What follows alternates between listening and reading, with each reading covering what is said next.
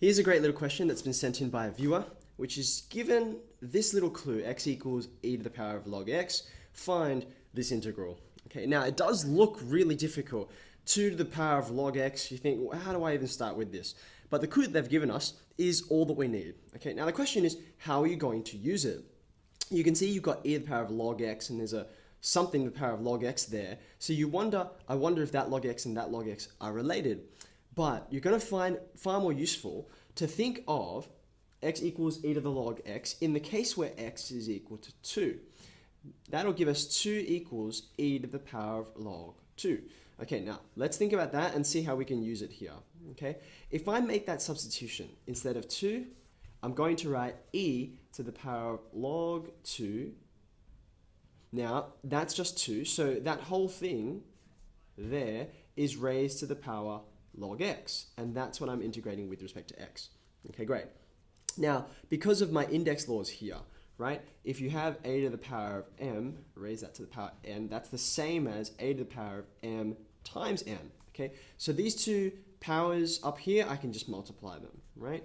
I'm going to get the integral of e to the power of log 2 log x with respect to x. Okay, now this doesn't look any better than when we started, okay? I'll admit that. But if you think about your log laws, in particular, what's going on up here, just forget about this e for a minute, okay?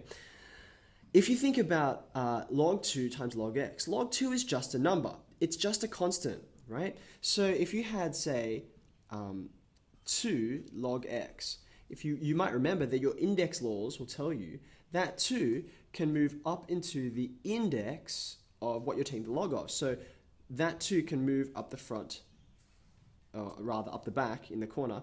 There, it'll be log of x squared. There, the log laws will take care of that. Now, they're not exactly the same thing because this is an even function and this is not. But the log laws in terms of the value will hold, okay? So if we consider that up here, right?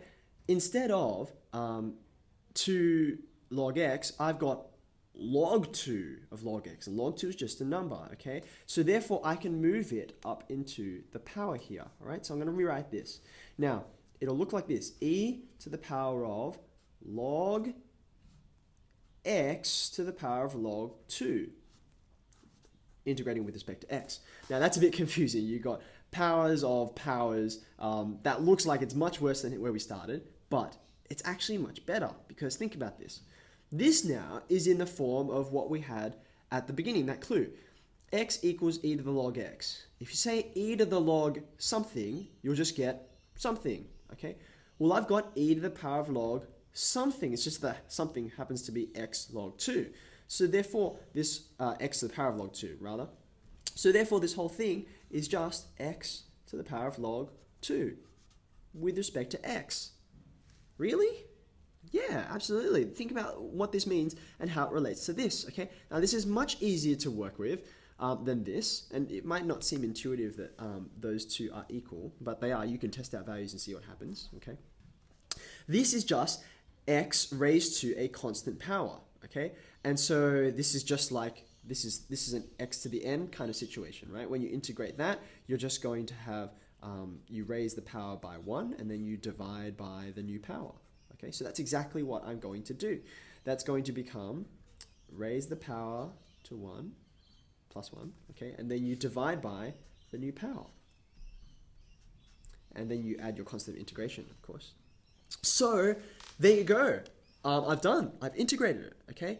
Now, if you wanted to, you could take that line and you could go home. That's fine. However, if you want to make it just a little bit simpler, well, it's not really simpler, but it's closer to what you started with, this function you were asked to integrate, you can just rearrange this slightly. Notice that when you've got something to the power of something plus 1, right? That plus 1 is shorthand for multiply by x again. So I've got x times x log 2, and that's just index laws there, okay? And you've got your denominator there, plus your constant, okay?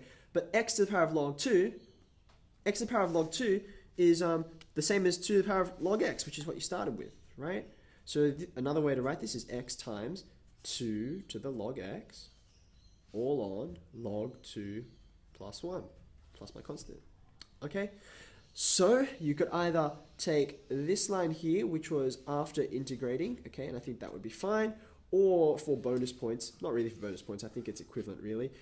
You could simplify it back to that. The only reason why you'd like to write it like this is because your 2 to the power of log x there is just like the 2 to log x that you started with. And that's how you approach this question.